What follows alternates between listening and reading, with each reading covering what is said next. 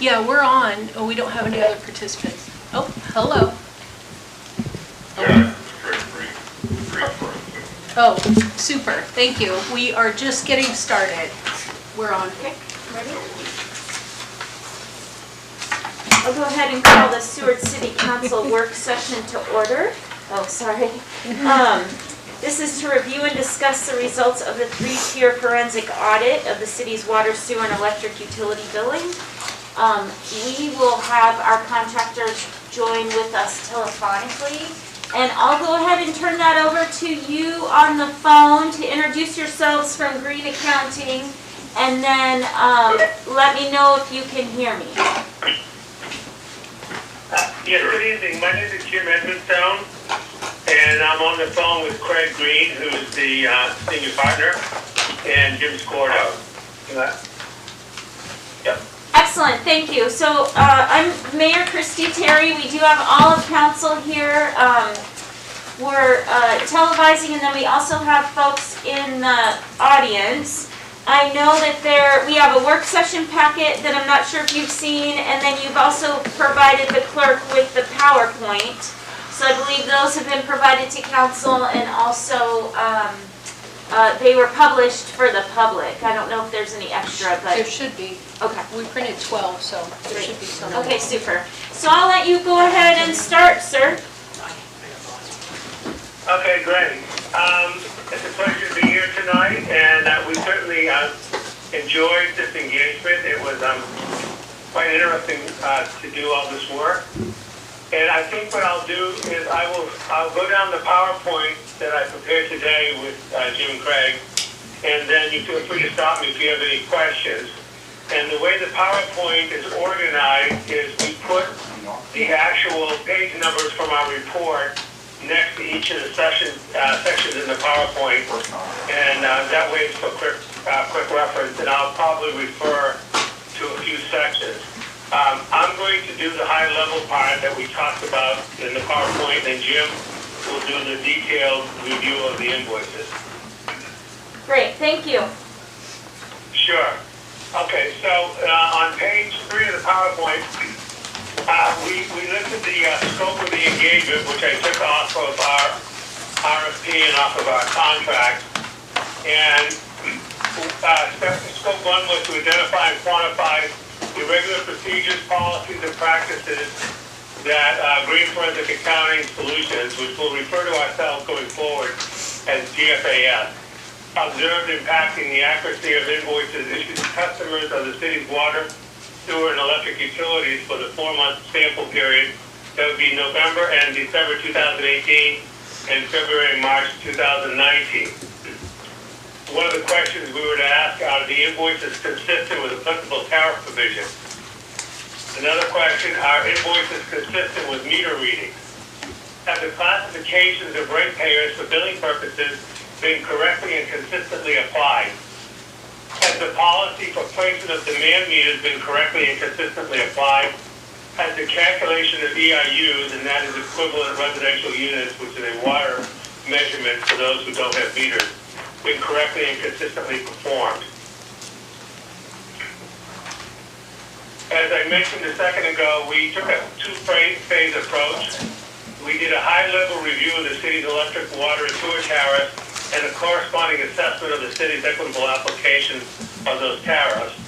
And then we did a detailed analysis of the customer billings for the month of November, December 2018 and February and March 2019. An overview of our major results. We believe the city employs a classification system for city utility customers. The classification system is inconsistently applied, and the definition of a residential customer is confusing. And I'll go into these in a great more amount of detail in a minute. The city does not appear to have a detailed database to support the equivalent residential units being charged to customers. The EIUs do not appear to accurately estimate water and sewer consumption. The city is not charging eligible large customers a power factor adjustment, even though that charge has been in the tariff for a number of years. And we found numerous discrepancies in the detailed customer charges for the first test month, which Jim will go through in a while. Starting off with customer classification. As we went through the tariffs, we also went through the applicable municipal codes and some planning and documents and some other things. And we noted that the water and sewer charges for non-meter customers are basically based on the customer characteristics. And what we mean by customer characteristics, is it a resident? Is it say a barber shop? Is it a school? Is it a hospital? So there's a schedule in the tariff that is in very great amount of detail that when describing what's eligible for an equivalent residential unit, it also describes the type of business that would be applicable for that. And we have an example in our report of the tariffs, and we'll go through a tariff comparison in a few minutes. On the other hand, the electric utilities, or the electric department, it generally classifies customers based on the amount of power they consume. And the one exception to that would be residential customers, which we'll talk about in a little bit. In fact, we can talk about right now. One of the things we noticed on the electrical side is the definition of what a resident is. Now, on the water side, it's not that big a difference because the water customers receive the same, if they're on ERUs, they receive the same rate. It's a matter then of measuring the number of ERUs that the customer has to determine what their bill is. But on the electric side, there's different rates, and then there's the question of the demand meter. And a couple of you spoke to us when we first started, and so it helped us focus on what we needed to look at. So, in going through the residential, one of the things we noticed as we were going through this is we felt the definition of a residence was confusing at best. One of the things we looked at is we looked at the demand policy. It was given to me by the director of the electrical department.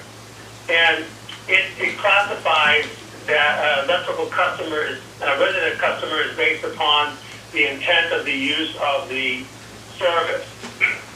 And it also stated in the electric tariff that a residence is a single-family residence, is a residential service.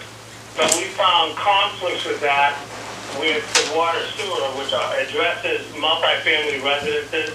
And we also found conflicts with that also even within the electrical group and other parts of the electrical tariff where they do address multifamily residents and the fact that, for example, a meter has to be, there is no master metering, but there has to be a meter in each of the residences. So, in going back through in our report, as we went through our report, what we did is we went sequentially through the different documents for the city, the tariffs, and then we went through some of the municipal codes. We went through the planning and the ordinances, and we laid them all out sequentially in our report, and we quoted them as to what constituted a residence. And then because as you read through the report and the narrative, it can get confusing. There's quite a few definitions in there. So then we created an exhibit. And the purpose of the exhibit is we laid out all the different documents, the city code, for example, and the different tariffs, and we quoted them side by side. So you can look at the different categories, look at what the city calls a resident, and it helps you see the differences as you go through it. Now, I'm pulling up my report here to a couple pages.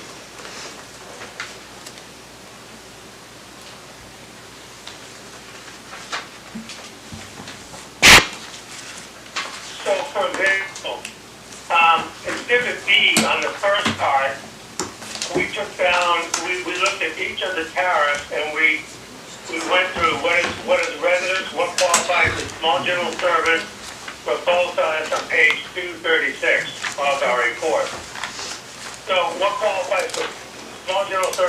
general service, and meter.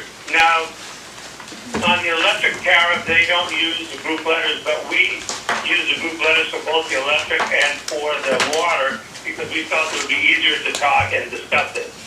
And then we put a water and sewer on the right of that same, so we have 3 columns, one for electric, one for water, one for sewer, and we sort of outlined in an easier to read format what the definitions were for each one on a side-by-side basis. And then on the next page, we examined the rates a little bit. On Exhibit C, which I'm just touching on these right now, we found that the exhibits in the tariffs, where they go through, they say what's a small general service and the number of ERUs, what's a larger general service and the number of ERUs. We didn't find any document that went back and said, well, I'm a barber shop, what ERUs would I have? So we created Exhibit C, which is taking all of those exhibits from the tariffs and putting them in a sequential alphabetical order, saying what their group number is. It's either residential small general service, a large general service, and what their classification is to make it easier to follow. And so either a member in the city government or a customer can look at if they're commercial business, they can look at what time of business they have and what they're considered under the various tariffs, especially the water sewer.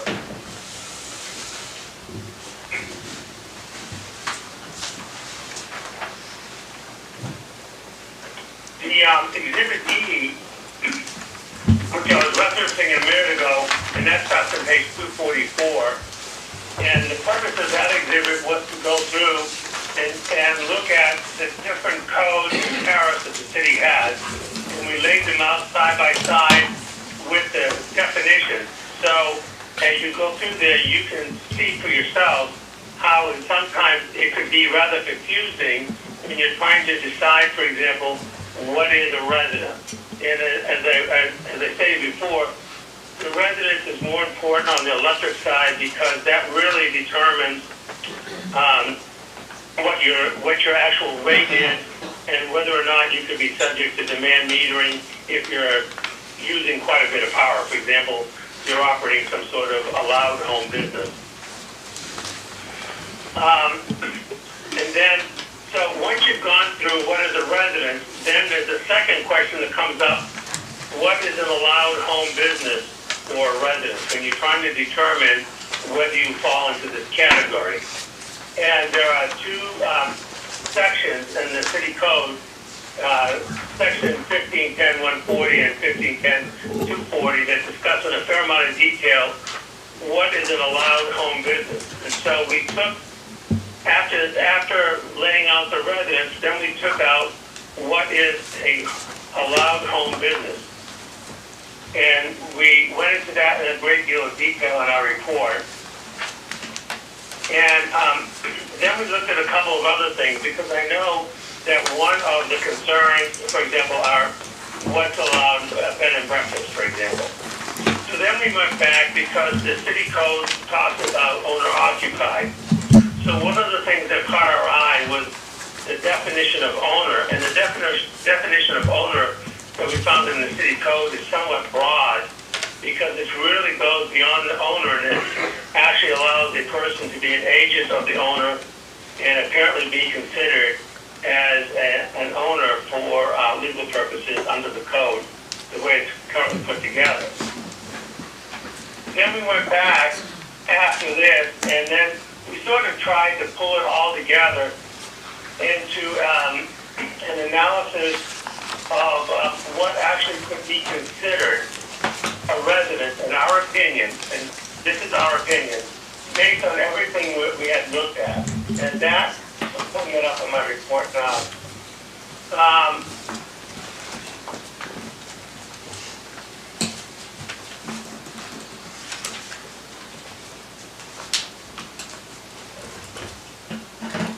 That is found on page 17 of our report. So when looking at what constitutes a possible residence and what constitutes a allowed business, we put together on page 17 and flipping on page 18, what could be considered a residence under the tariff, because frankly, a couple of things the tariff is silent. When you get to Airbnbs, it doesn't really talk about Airbnbs. So is that really a commercial enterprise, or is it a tariff? And we sort of looked at it and we came to the conclusion that it was really a residence, even though it's being offered for profit. Then we went a bit further because we saw another conflict. So for example, if you have an apartment complex under the electric code, even though the units are taxed as residences, the common laundry facilities and furnaces and things of that nature are taxed on a commercial basis under large general service, which could be subject to demand metering. And so on page 18, we put in a discussion of that, and we compared the water tariff, which, in our opinion, treats the laundry, for example, a laundry area as a residential service. We felt in the electric tariff, it was treating it as a large commercial service, and we felt that was inconsistent. It's for laundries that are, and this is strictly an example, for laundries that are actually inside, say, an apartment complex. And we're not speaking of a laundromat that would be open to the general public, but only a laundromat that would be serving the owners or the renters of, say, an apartment complex. And we felt that that was an inconsistency between the definitions that you find in the water tariff, for example, a sewer tariff, and what you find in the electric tariff. And we wanted to put that out as an example. In my discussions with the department managers, Rob Montgomery and I had several discussions, and one of the things that he is thinking, and we put this in our report, is he recognizes these differences, and he felt that the city might be better served if the electric bills are administered individually from, say, the water sewer bills. And they're set out because that would create less confusion, because right now when a customer gets a bill, they could possibly be classified one way for electric service and a different way for water sewer. And they wouldn't even realize that. So one of his solutions was to actually have the electric department put out their own bills. And so we put that as one of our recommendations for the city to consider.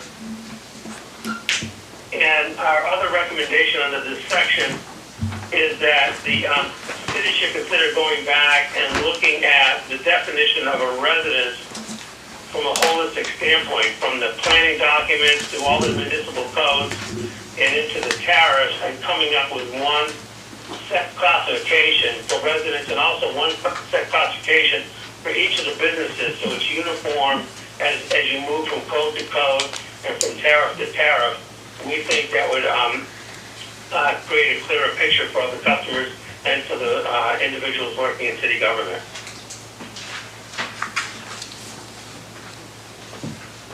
The next section we talked about were equivalent residential units. That's on page 21 of our report and page 7 of our PowerPoint. So, as I mentioned earlier, on the electric side, the city bills customers based upon the amount of power they use or their consumption. On the water sewer side, it's a bit more complicated. Some customers have meters, and so meters they're billed based upon their meter use. Other customers have meters for their water use, but they may not have meters for their sewer use, even though they're on city sewer, because of the nature of their business. And it could be that they're discharging a lot of their waste. For example, the fish plants, we understand they discharge their waste directly into the ocean. So the amount of waste going into the city's sewer system is quite minimal, and they do measure that, the city measures that on the equivalent residential units.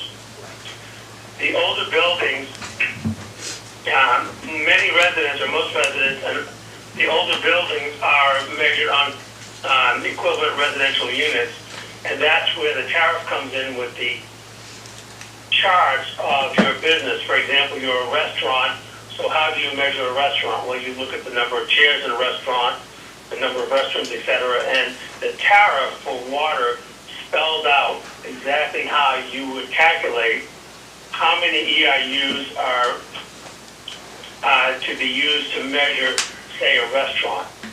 And then for general purposes, if the customer is also receiving city sewer, then you would follow the water EIUs to measure the sewer EIUs, even though the sewer rate is somewhat larger.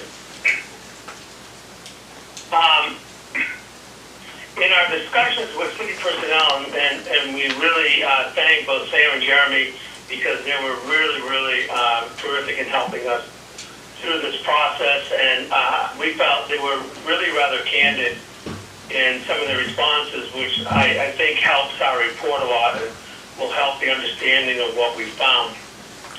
So the city has a complete schedule of each customer by the name of the customer and also their account number, and it says they're either metered for water and sewer or they're on EIUs, and if they're on, for example, sewer. And then for the, and so they know that the customer A, for example, they have a meter, but then maybe another part of customer A might be an older building. You have this with some larger customers, and so they'll have part of their business will be on a meter for one building, and the next building will be measured by EIUs. And then you'll have similar businesses, which we talk about an example later, where you'll have one business for some reason is on a meter, but maybe the other business a little bit older, so they're being measured by EIUs. What we found in the process, however, is that in a lot of cases, the EIUs were put in, in some cases, a long time ago. And the folks in the city, they really don't have a good database of how they arrived at the EIU count. And so as we got into this deeper, we felt it was necessary to go through and do some sampling of current businesses, and we realized we couldn't sample against our sample period in 2018 and 19. So we sampled based on the current period, and in September we came back and we went and visited a number of businesses and sampled the ERUs that we were counting versus what was in the city's database. And you'll find 28 different samples. Some of them are the same entity, but they're different buildings because they have multiple account numbers. And you'll find the results of that in Schedule F. And the bottom line of that is that the results are all over the board. We found, in some cases, we believe that there should be more ERUs than were being charged, and in other cases, we found that we felt the city was overcharging ERUs. And we couldn't go out and give you the name of the customers, but we gave you the calculations of how we came up to our count. And in one case, you'll see that there is in a couple of large customers, we started out with in-person visits, but then we had to follow up over the next couple of months on phone, and there was a confusion. And you'll see in one of the examples, which is a very large customer, there really is some confusion as to what the proper number of EIUs are, but we pointed that out. And then we learned from the city finance, which we appreciate the candor, that they felt the EIU count hadn't been updated in about 30 years since the building was built. So it does show that it really needs to be visited in some detail. Another couple of, in our discussions with customers, and some of our discussions with customers took quite a while. We were with some customers an hour or more. One of the impressions we received was that some customers didn't really understand the EIU concept and that how they were being billed or how they were being charged. And in some cases, the customer had an incorrect impression of that they saw, for example, the finance department was doing the calculation wrong, and we found they were doing it correctly. But two things that came to mind is that when, using the pandemic as an example, when there was a downturn or the customer wasn't able to service the public, I'll use one example. Let's take a restaurant, for example. They couldn't service the public because they weren't allowed to, and it was closed, or they had to rope off areas. And since they're being counted on the number of chairs, that didn't change. And one of the things we were told by the city finance is no customer on ERUs came to the city and asked for relief. So they were paying full water sewer rate, but it's apparent they weren't using full water or sewer. Where if they had been on meters, they would have seen the relief, because obviously if they weren't using the water and the sewer, their bills would have been lower. And then the other piece was that in another discussion I had with the customer, I went through there and we went through the different stations because that they had. So they had different stations. They're a professional business. And so I calculated the ERUs based upon the stations as per the tariff. But in our discussions with the owner, it was apparent that they couldn't have the help to man all those stations, and they weren't seeing the customers. So they would be paying water and sewer through ERUs at a much higher rate than they actually would be using the water sewer based upon the number of customers and the help that they could process.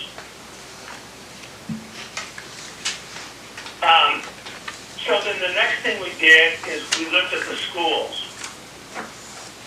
And we went and visited the high school. We found the high school was paying a rather large water sewer bill. And so we felt that, and based upon the work that we had done already, we felt we should go a step further and get some indication of whether the ERUs were really, for business purposes, a good measurement of the water and sewer that the business is using. And so the first one we did is we looked at the high school, and then we went at the same time to the middle school. Now the middle school is on meters, but I believe it may have been the principal of the middle school. I met them at the door. And we went through, and they gave us the information that we needed to calculate what their charges would be if they were on ERUs. Right. And so in the schedule G1 through G6, G1 through G4 would be the schools. We compared the water bills and the sewer bills for the three schools and sewers, the middle school, the elementary school, and the high school. Now, we did not visit the elementary school, and we didn't attempt to count what the ERUs could possibly be, but we did look up this, the count for the students.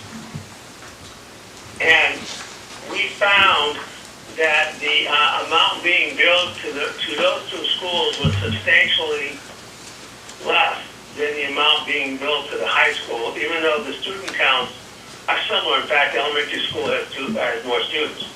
And we realized there are differences in the water usage. So we started looking at that a little bit closer. Now, the city is charging, I think it's around 43 ERUs to the high school. But when I met with the high school officials, one of the areas we got into is the food service, because when you take a business, you look at the school ERUs, or say for the hotel, you look at the hotel ERUs, and then if they serve food, you add the restaurant piece to it. In this case, for the high school, it would be a cafeteria. And the school, from my impression, was that they didn't really understand that they were paying ERUs in the cafeteria, even though they felt they weren't using it because most of the kids are going out for lunch.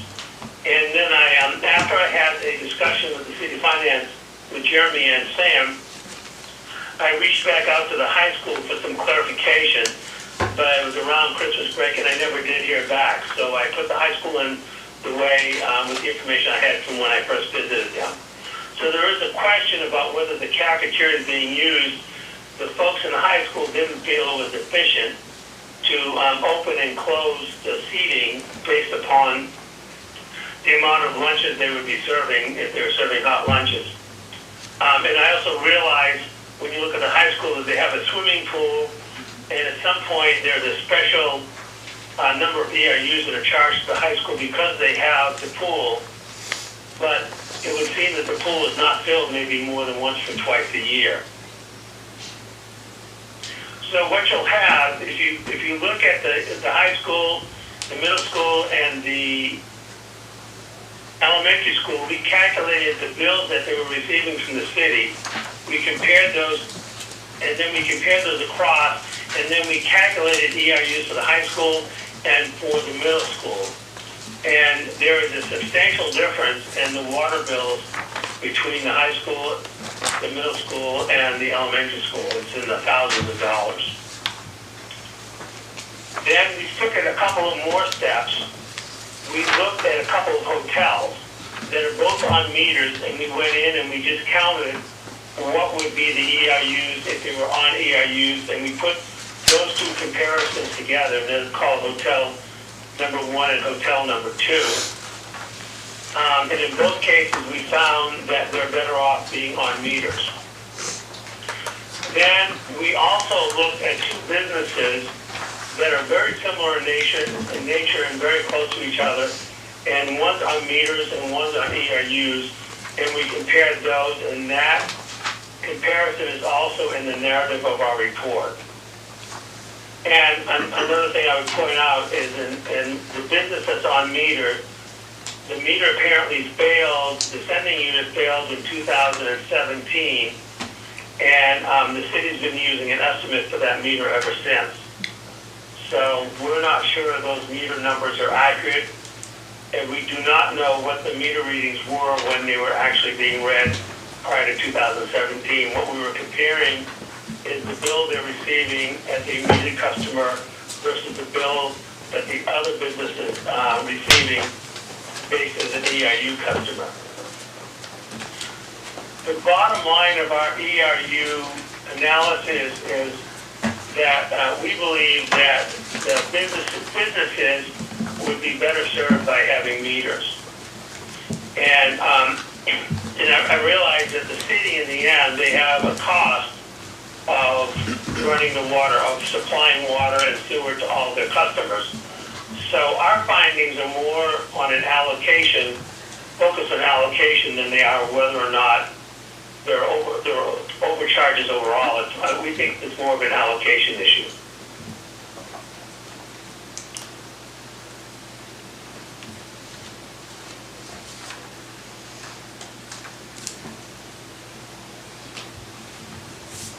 The next thing I'd like to talk about is power factor. That is on page 8 of our PowerPoint and page 30 of our report.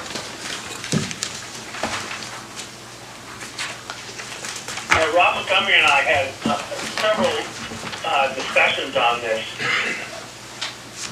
So the tariff for years has had a provision in there that large customers who are inefficient users of power would be billed a power factor because a low power factor taxes the infrastructure of the system for sewer. And years ago, somewhere around 2011 and again 2015, the former utility manager looked at this in a fair amount of detail, and I went through a lot of his spreadsheets. And he identified a number of existing and former businesses that potentially would be charged for power factor. Now, and the purpose of charging for power factor, my understanding is to encourage the business to correct the issue. And Rob's much more of an expert than I am on this. But for purposes of clarity, we went through and we were able to obtain what I felt is a pretty good explanation of what power factor is for those who aren't familiar with it. And that is in our Exhibit H, which is on page 273. And the long and the short of it is that it shows a horse dragging a rail car on rails, let's say a flat car. But the horse isn't in front of the car, it's off to the side. So as it's pulling the car, it can't use, it's not getting the best bang for the buck. It would be much more efficient to be able to pull the car if the horse was on the, walking between the ties, but it's not. So that's sort of the idea of the power factor. And so in our discussion on this, the reason we didn't go into more detail and use more of what had been done in the past, we didn't feel that the numbers that he was using as the meter readings were reliable. And so we didn't want to put numbers out in front of you that we didn't feel were reliable ourselves. And Rob doesn't believe that, and I don't believe either, that the numbers that you're currently receiving for power factor are accurate. And he would like to wait and measure power factor based upon the installation of smart metering. But we do think that you should be looking and charging applicable customers power factor, especially for one of the other reasons, as you get more industry into the town, into the city, is to get them used to paying it before you need to. Now, you should be aware that your electric utility supplier is also looking at power factor for you. And one of the schedules we put together, I think it's page 278, we looked at the power factor that they're seeing coming from Seward versus what you have, and their cutoff for charging is 90%, just like the cities. And you're nowhere near 90%. So at the moment, by you not charging power factor, we don't believe it's increasing your charges to your payments to the utility. But at some point, if you get some large businesses in, it could very well do so. The next thing we touched upon on page 9 of our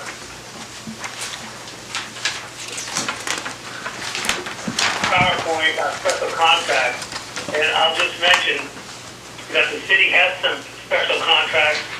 They're being eliminated through the end of the year, and some of the contracts, some of the provisions in the special contracts I won't go into, but they did impact things such as the cost of power adjustment. Because certain of those businesses, the city agreed to calculate the cost of power adjustment slightly different. And so that changed the allocation to everybody else. Staying on page 9 of the PowerPoint, talking about the cost of power adjustment. So each month, the city receives a bill from the electric company, and they pay it. And then what they do is the cost of power is adjusted. The intent is that they take that charge and they allocate that to all of the electric customers of the city based on the usage, the kilowatt hours that they're purchasing from the city. Now, that follows this adjustment we were just talking about. And the way the tariff is written, they can allocate that just every month. I got a bill for $100,000, so now I'm going to take that $100,000 in the next month, and I'm going to allocate that to all the residents and the businesses. Or they can take it and smooth it out because, as you know, certain times of the year you have more businesses and residents, and the summer's a lot busier than the winter. There's more money coming in. A couple of factors that come into that is the fact that the utility does true-ups, and they do these charges in addition to their own power. They have the Bradley Lake, which is a reservoir, which you guys have a 1% interest in. And so there's credits that come through, but every quarter or so they change the credits and they true them up against the numbers that they've actually received. And then they do their own cost of power adjustments, and they have some major changes. And I saw numbers that were in the high 70,000, 76,000 maybe close to 100,000. And so you have a lump sum adjustment coming through, and on a bill of $300,000, that's quite a big adjustment. So the tariff allows the city to go through and to smooth that and to sort of average it over time. And Sam gave me a rather detailed report on how he does that on an Excel spreadsheet that's quite complicated. And he gave me two years worth of true-ups and calculations. But that, to go through there and to verify all those reports is outside the scope of our audit. But we did want to point out a couple of things.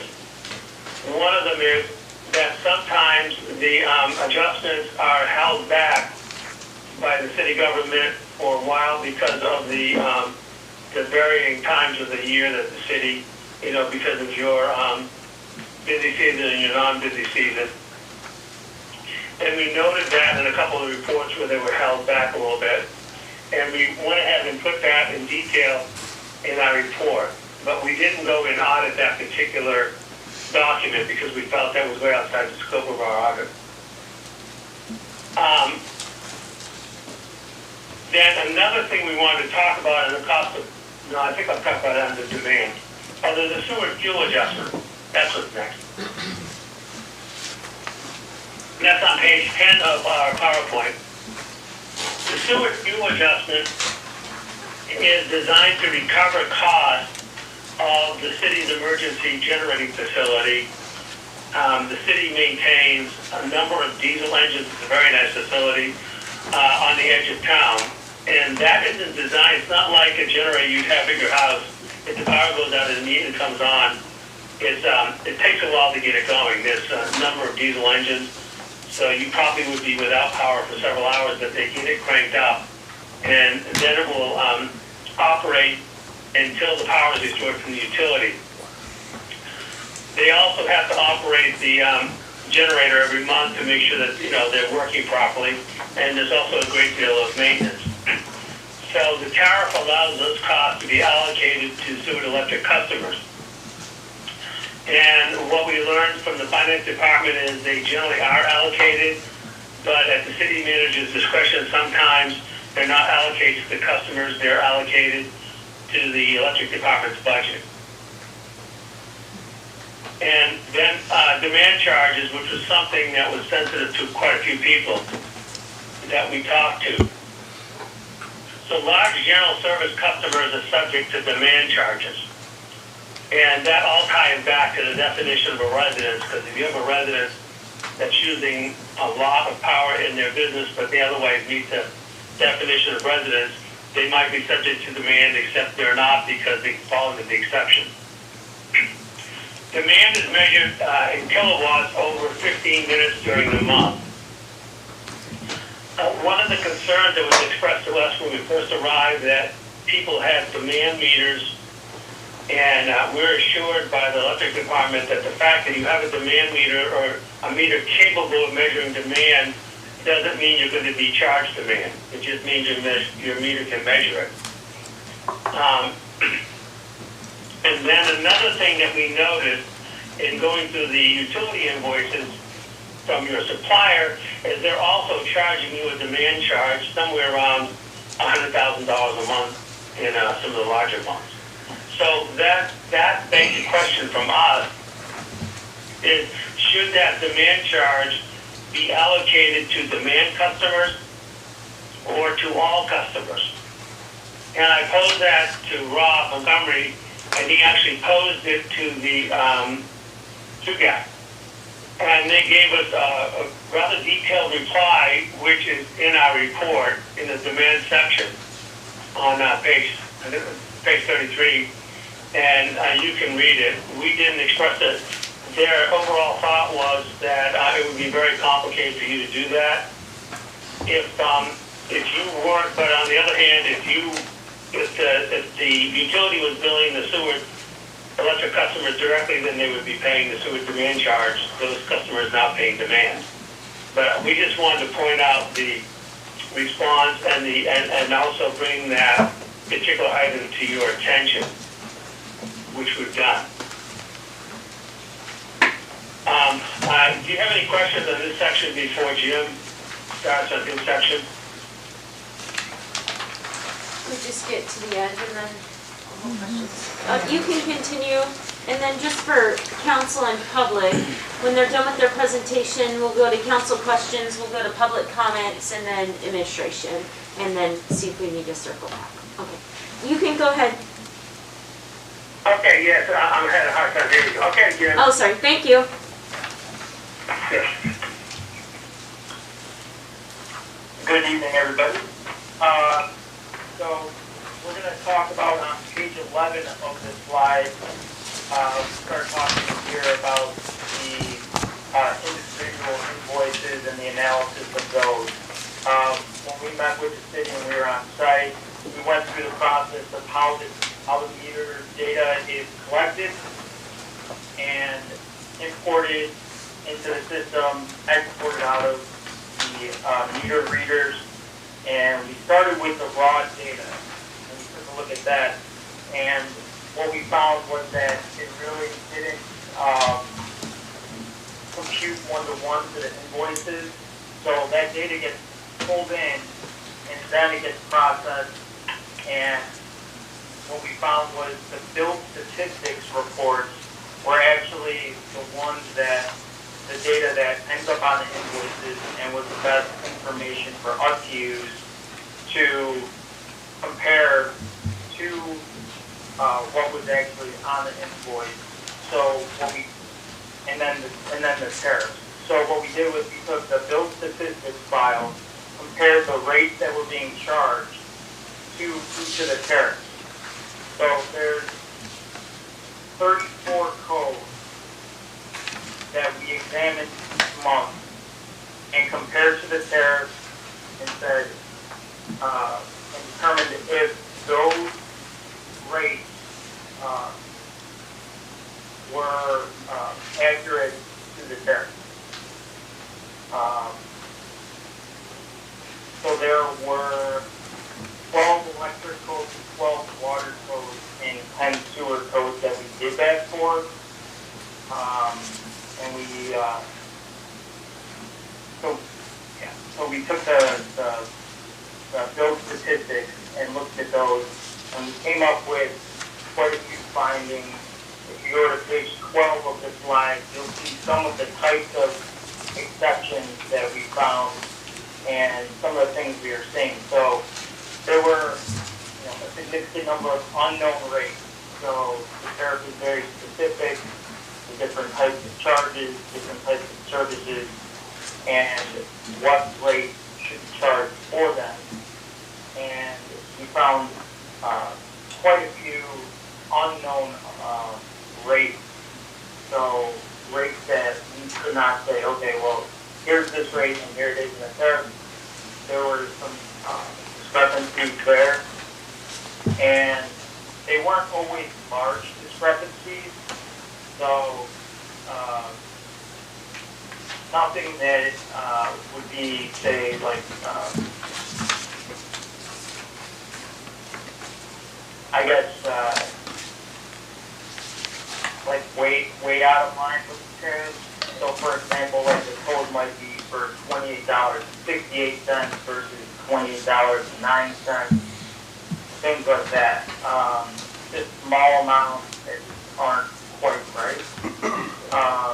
We found prior period rates being charged for current period service. So we found some examples where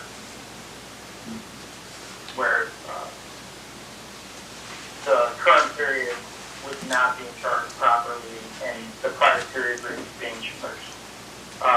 We found tariff rates that were charged under incorrect billing codes. So, for example, we would find a rate that's in the tariff, say for like a large customer service, but it was billed under a small customer service code. So the rate might be an actual rate in the tariff, but it might be being charged under the wrong code. So no So there may not be a cost difference, had been put in the correct code, but just it was billed under an incorrect code. We found zero and null rate and zero usage being billed. Again, that's not necessarily incorrect. So for some of these tariffs, depending on the usage, it may not be proper to charge the usage under the rate if the usage is very low or zero. Again, the special contract rates, we looked at those and made sure that those were accurate with what the rates in the contract said. We found exceptions there. The one caveat there is that the special contracts do allow for adjustment to the rates in the contract if there's adjustment from true batch. So that's one thing to keep in mind there. And then we found rates that were charged that were not in the tariff at all. But we know based on some of the descriptions and notes what they're for. So, for example, the bulb watches, regardless, there's published rates for certain bulbs, and then you can see in the bill statistics that there's lower wattage bulbs that are being charged at a different rate that's not published. And the takeaway there is that if there's a practice of an established rate that's going to be charged for different services, they should be reflected and published in the tariff and approved in the tariff.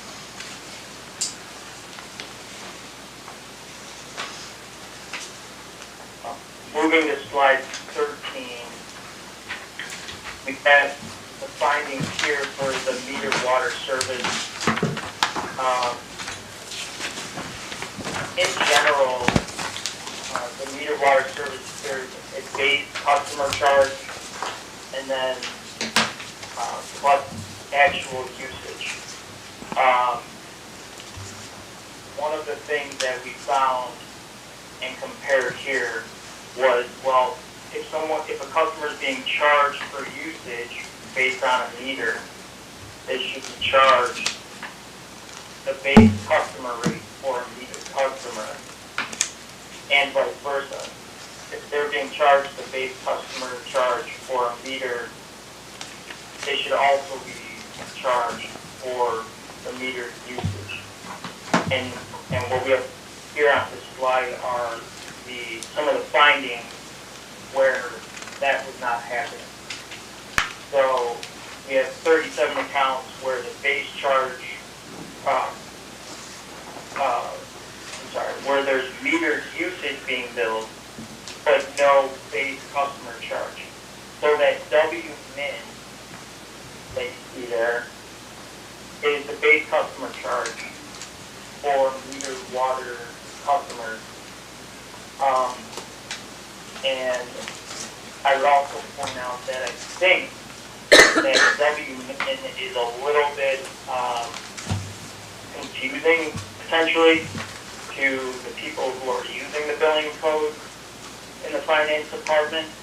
I don't know if the way that the tariff is applied has changed over the years, but in 2018, 2019, and currently,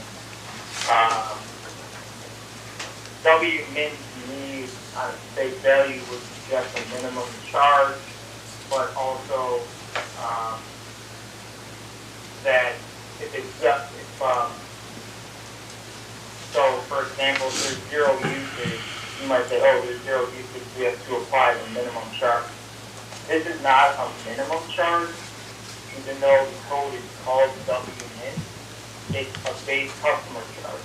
So the tariff's very clear that the WMIN is what's using the system, but the tariff is very clear that the customer charge from meters is charged plus regardless of the amount of usage, if there's zero usage or if there's 100,000 gallons usage. So we found 37 accounts where there was metered water usage being billed, but no base customer charge. We found 16 accounts where the base customer charge is being charged, but no usage is being charged. So, and of those 16 accounts, only 5 of them had zero usage. So the 5 would be okay to not charge any usage because there wasn't any, but the other 11 should have also been charged for the usage of the metered water. There's a couple other variations here of this same scenario. So, there's 15 accounts with the base customer charge,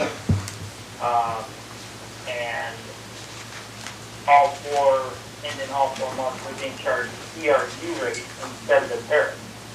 So this gets a little confusing because in November, December of 2018, the base water meter customer charge is the same as an ERU. So the rate is the same. However, once you get to February and March of 2019, those two rates are different. And in these 15 accounts, they continue to charge the ERU. So in the first 2 months, the ERU charge and the base customer charge are the same. So you can't really tell which one they're charging. But in February and March, you can tell that it's actually the ERU rate that's being charged for these 15 accounts. So that would be inconsistent with the tariff to be charged under the metered water.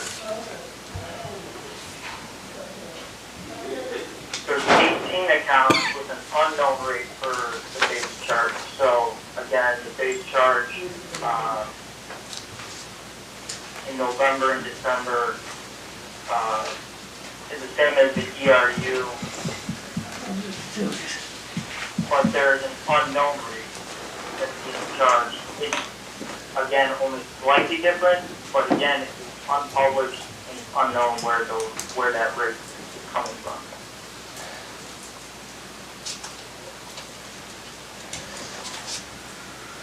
And for those 18 accounts,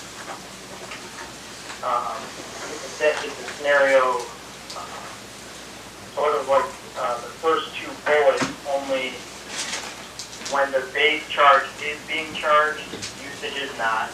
And then when usage is being charged, the base charge is not being charged. So again, inconsistent with the tariff because the tariff says it should be the base charge plus usage in all cases. From meters. On slide 14, there's a couple more variations. We have 21 accounts that have the base charge, but they're not charged usage. But these are these are known rates. So the last one had the unknown rate. This is the same thing, except these are the known and tariff rates. So the same scenario, but with known tariff rates. When the base charge is being charged, usage is not. When usage is being charged, the base charge is not.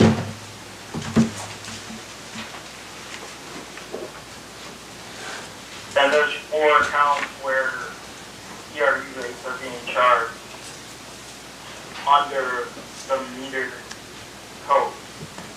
So, and they're not charged usage. this would be consistent with service that's being charged under DRUs.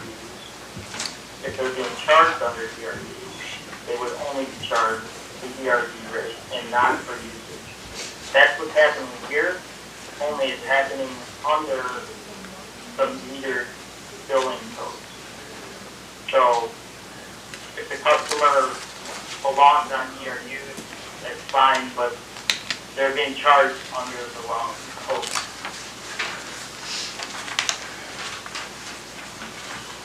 And then we've got one account that's charged unknown rates under the base, under the metered customer base rate, under the metered customer billing code, called with zero usage. And then we found in all 4 examination months, we found instances where both WC unit is the billing code for water customers that are on DRUs. And then WD again is the metered usage. So we would never expect to see these 2 billing codes for the same customer, because if they're on the DRUs, you should not be charged for the usage on a metered basis. So there were 4, we found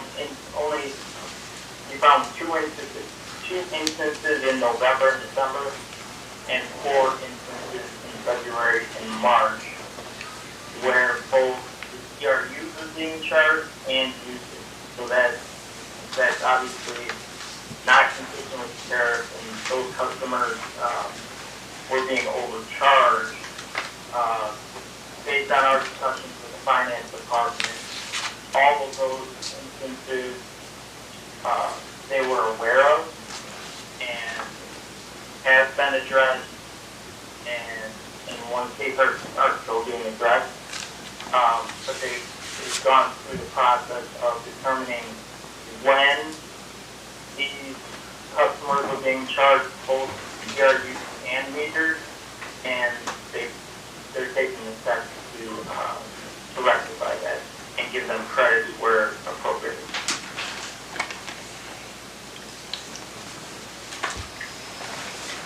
Page 15 of the slide is the sewer service, and these are similar to the water.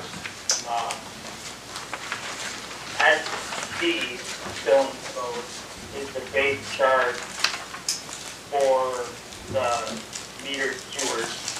SB1 is the usage for the first block of usage of discharged sewer waste.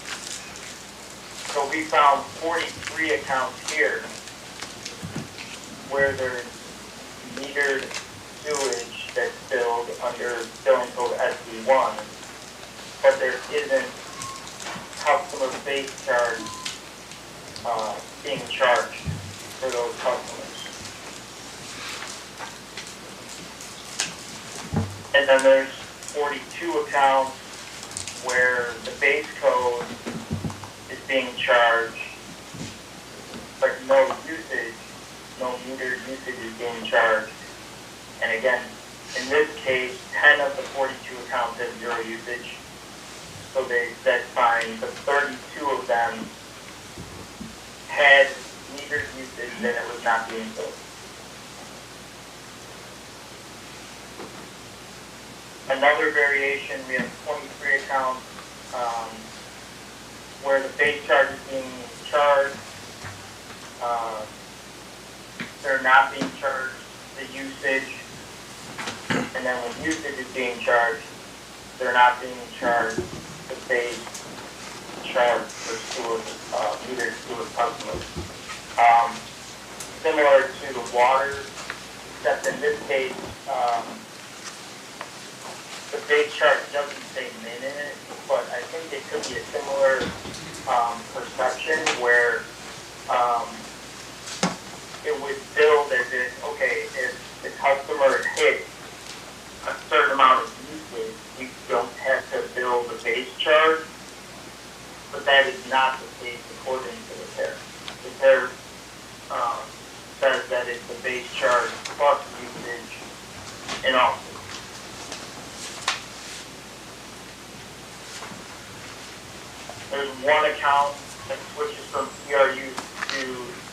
the meter, but the usage is not charged after the switch from that billing code XP unit to XP.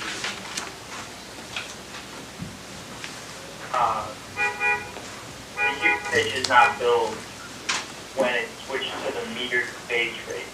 So under the ERUs, we wouldn't expect to be billed usage. Once it switches, we would expect the usage to be billed, and it wasn't. And then there's one account that's charged under the metered usage, but it's billed for the equivalent of 10 ERUs. And again, I feel like in this case, it seems that it's billed under the wrong code. So it looks like a 10-unit apartment building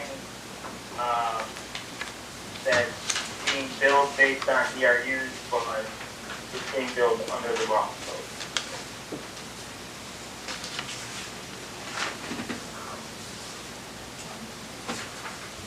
Page 16 of the slide gets into our findings for the meter readings. We compared the bill statistics to the meter readings and found that in all 4 months, all of the accounts that were billed under the bill statistics were in the meter reading verification report. But then we found some exceptions where there's accounts in the meter reading verification report that are not in the bill statistics. So we have detailed here, November had 149 accounts that appeared in the meter reading verification report that were not in the bill statistics. 117 of them were vacant. And you can see December, similar numbers, 151 accounts in the meter reading report that were not in the bill statistics, and 119 of those were vacant. February, the meter reading verification report that we received, we were not able to digitize. So what we did there, we did a pretty comprehensive test in there, and what we found was the accounts that from November and December that did not appear in the bill statistics. So we had 149, 117 were vacant. The remainder of those 32 accounts were also in the February meter verification report and not in the February bill statistics. So that was consistent. So we consistently found the same accounts did not appear in November, December, and February. In March, we had similar numbers, 152 accounts that appeared that were not in the bill statistics. 121 of them were vacant.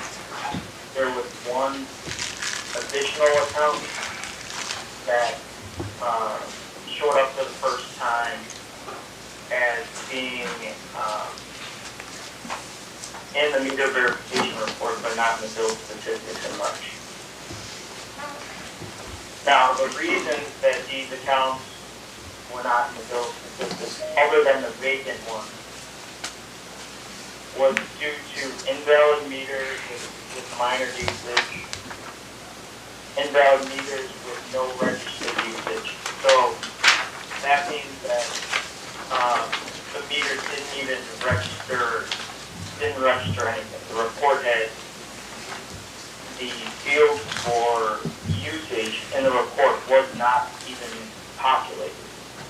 And then as opposed to the next one where we have invalid meters with zero usage. So invalid meters with zero usage you would expect not to be billed. And then Also, some had, the reading was skipped. Our discussions with the finance department on that is that there are certain more remote service locations that they could not reach during certain periods of time where there's a lot of snow. The meter readers couldn't reach certain locations, and certain locations would be skipped and then caught up at a later time. So since we've got you through your PowerPoint, I'm gonna stop you right now so that we have time for questions and the public have time to speak. So I'll just have you hold on the phone. And then I'll look to council, what if we have the public go first to make sure that all those questions are answered? Is there anyone in the public wishing to speak or ask a question? Go ahead. Either, I think, can get you. Cindy Eklund, Inside City Limits. I'm here as a citizen of Seward, not anything else. For years, I may have spoken to many of you, I think a couple of you out there, about the fact that a single bedroom, single bathroom home, I believe, is billed the same water and sewer rate as a 5-bedroom B&B, or a 5-bedroom home with multiple bathrooms. And I came tonight because I was hoping that that would be recognized, and they did say there's a lot of work to be done on the residential thing. And so I think we need to come up with some other way to bill our residents, because that's just not equitable, and I'd like it to be looked at. And boy, is that a lot of stuff and a lot of work to be done, and I hope we all get on it. Thanks. Thank you. Anyone else wishing to speak? Yes?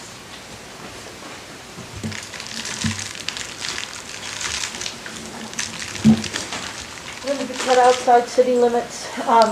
It's been a long time coming, so it's really cool to be here now.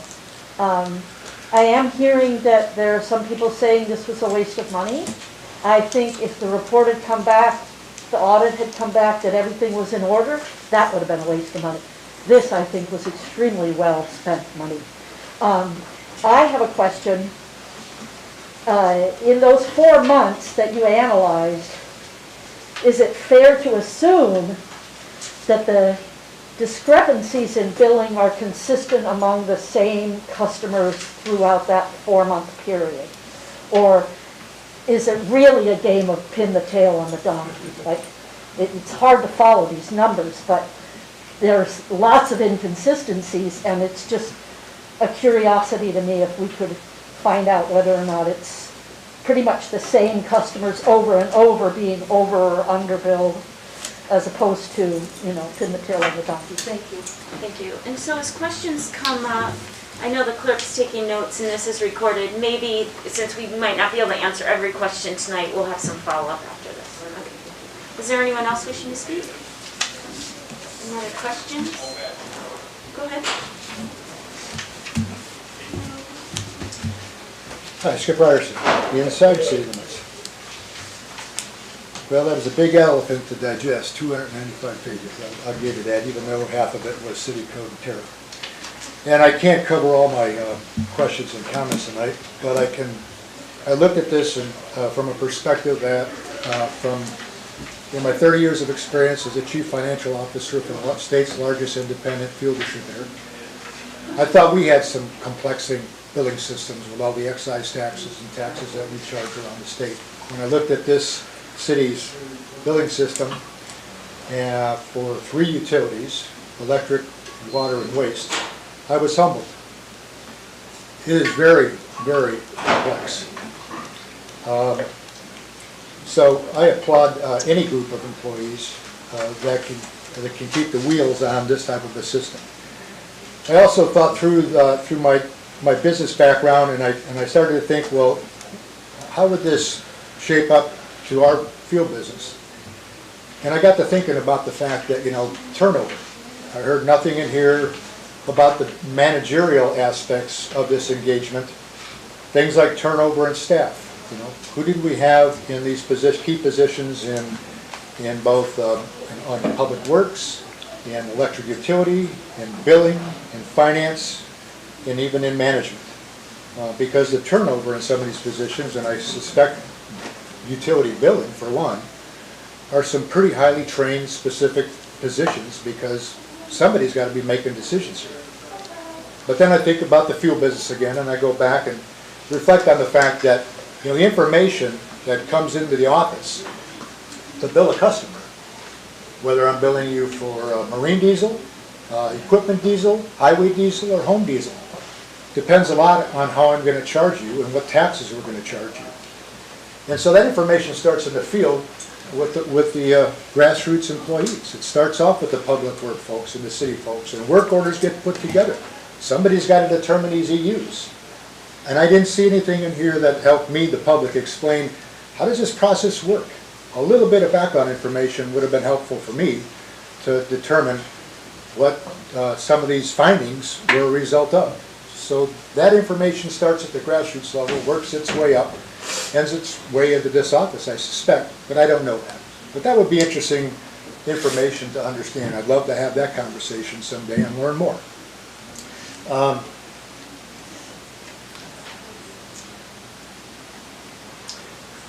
And then I looked at where are the brunt of these problems. I think we finished up the meter installations around town. So this community, I applaud everybody for making the investment. We got out there and we put good utility meters in. Okay, so we've got utility meters on the electric side that I think were done in, what, 2018 or 2019? I think they just got finished up this year. Okay, and that would be again, I'd love to, you can see this trend. I'm trying to understand what are all the changes that occurred? How did we develop? How did we do better? You said to me on several occasions before, this council embraces change, you want to see change. I'm all for that. I just can't follow the bouncing ball of timeline. So that would be helpful along with the staffing. And then probably the last thing that I saw, and I'll try to move on and let somebody else speak, is a lot of findings, a lot of information seem to be centered around EUs. I don't know, I think with the metering, I'll find out more about the meters. But on the EUs, very confusing. I took the example of the church, for example. I mean, there's no way in heck I could figure out, well, how would I charge a church? 90 people sit there and maybe have a meeting and eat. There's 3 bathrooms, there's pews, there's 2 bathrooms and latrines. I'm going, who decides this, Does Doug decide this? Does North decide this? Does the finance director? Does the city manager? I couldn't tell you. So I was left with more questions about how does this process work? And then of course that leads me kind of to my last question. In all the findings, can someone please today or later on help me understand, I understand, I've been through these forensic audits, I've been through a lot of financial engagements over 30 years, so I understand this process. But again, I couldn't tell from the information, once the findings came forward from the auditors, was the different staff, was public works, was electric, was building utilities, was finance, was the city manager, were people who were part of this process afforded the opportunity to help explain what some of these discrepancies were, okay? And I have questions about the discrepancies. Were any of these things people disputed? And I've done this. I might have disputed a July bill when in December when it finally came to my attention. So how does that December adjustment get ironed out from a July bill? I can see situations where people move into a residence and out of a residence. You got to prorate. There's a lot of these things that I think I can understand from my business experience that leave me with more questions than answers. And if I could understand more about the process, I might be able to offer some additional comments, but I'll pause at that today. And thank you for your time. Is there anyone else wishing to speak? Go ahead.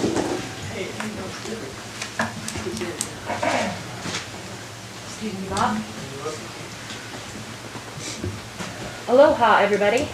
Susie Towsley, I live inside city limits, former council member. We've come a long way to this. I agree with what Mr. Ryerson said, that it leaves a lot of questions that have come up. I was listening as best I could from home and cruised down here quickly to give you my comments and thoughts on it. They said it was outside the scope of their work that they were doing to look at the power cost adjustment, how it was applied and where it was applied elsewhere perhaps. That's a big question mark when it's 75 grand out of 300 grand. So I would think, as somebody that pays power inside city limits, I would think that a lot of people are going to be following what happens with this. I'm grateful for the work that you're doing. Some of you have been here a long time. I'm glad it's finally getting done. You might have to call Whittier to get some of the answers that Mr. Ryerson referred to. Thank you for the work that you do. Thank you for being fair about it and keeping a big picture in mind. It would also be interesting to see if the discrepancies were individual specific or if they were just mistakes made across the board. I continue to watch what you guys are up to and appreciate the time that you put in. Thank you. So let's check and make sure everyone else has an opportunity. Is there anyone else wishing to speak? Let's make it quick because council still needs a chance and administration probably wants to answer some things. It's quick because it was on the bottom of my sheet. It's a handwritten, I apologize. I looked at this overall engagement. $300,000 is just the tip of the iceberg on what we spent. And from a managerial perspective, I think it's somewhere on the 400 to 500 range when you consider everybody's time and energy that went into this engagement. And I applaud the gentleman for making an observation that I have to ask, are we at a point in this city where it's time not only to install electrical meters, new ones, are we time to install water meters on all businesses in this community at our cost as a city, just like we do electric meters, and put an end to this debate about ERUs? So that's something that I have to ask. Thank you. Last chance. So we probably have 5 minutes. Council might have more questions than 5 minutes, but I'll look and see if there's comments from the dais, and then we can maybe talk to. Did you have a comment, Bob? Bob Eldad, 548 Fifth Avenue. Hey, how much time are you guys losing reading the water meters? You got to call Joe, wait an hour for him coming on, lock your turn, and everything else. How come you can't put your water meter like we did at the Legion, right outside of, well, on ours is on the far building, but you put it right next to your electric meter, so the guy comes through, he can read both at one time. And I brought this subject up when we were on council, but it went past everybody's head. So you're losing a lot of money there, guys. And the second question is, guy's got a fourplex, but he only rents one unit. He's got 3 empty units, but he's paying water on all units, but they won't give him a water meter per unit. That's not fair, guys. Thank you. So, to the presenters on the phone, when we have you back on for the actual meeting, it's a 10-minute presentation, so I know you're going to have a smaller scope. Administration, does council want to save their questions? Do we want to have another hour, another half hour to kind of dig into this? What do we want to do? I personally, sorry, Go ahead. Yeah. if I may, I'd like to schedule for us to discuss this maybe more with the public. I feel like the public had some time, we could discuss it more with the public, but I'd like to schedule to go into executive session with the city attorney to discuss some things further in detail. There's legal stuff, and I don't think that, there's some things that, and I can consult with administration first, and I can consult with the city attorney to see if that's necessary. But I do want to consider going into executive session once I am back at some time after March 1st. Okay. So you'll consult with the administration? Sure. Okay. Yep. And then to administration, it seems like there's probably lots of things that you're going to be addressing systematically with some issues with the process, and I think maybe since that time some of the issues have been addressed. I know you're doing an internal review. We have about 3 minutes. I don't know if you want to wrap it up and then we can talk about having a follow-up work session. Okay. Did you want to speak, Councilmember Cumberland? Did you want to make a comment? Okay. Thank you, Madam Mayor. I do agree that it would be good to come back, and then that way we can ask further questions, because it is a lot to digest, and I think more questions are gonna come up as we move along. A couple things that I did wanna clarify is to voice some agreement on things. The residential customer is confusing definition. That's something that we will definitely be working on. And that we do agree about the ERUs, that they are confusing, that there isn't a database. If we continue with ERUs, that does need to be developed, and that meters are much more accurate in billing than the ERUs.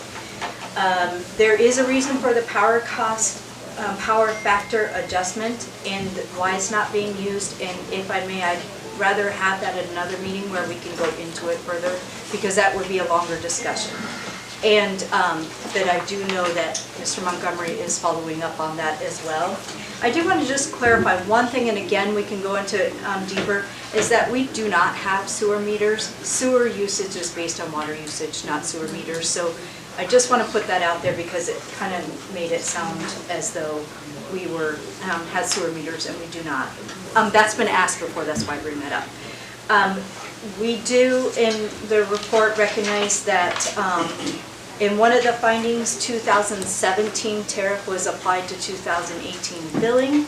It did result on less cost for the customer, and that happened that next year as well. So those are the things that we found through the findings, and we don't disagree. As you stated, we're doing an internal audit that still has a way to go, but we are correcting findings as we find them, and also, striving to meet these criteria. We verified the correct billing is happening, the correct tariff is being applied, and so on and so forth.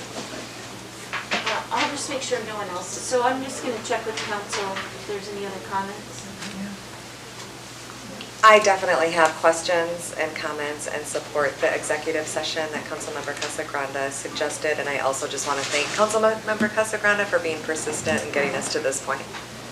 So, can we set, maybe at the next meeting you can give us an update, or let's talk about how we can follow up with the work session? I think there were questions raised by the public tonight, and I'm sure you, I think, just got all this information on Friday. Correct. Sounds like they've been working with the acting finance director at the time and some of the staff on some of these things, but so at the next meeting, can we have an update and maybe schedule something to follow up? Yes.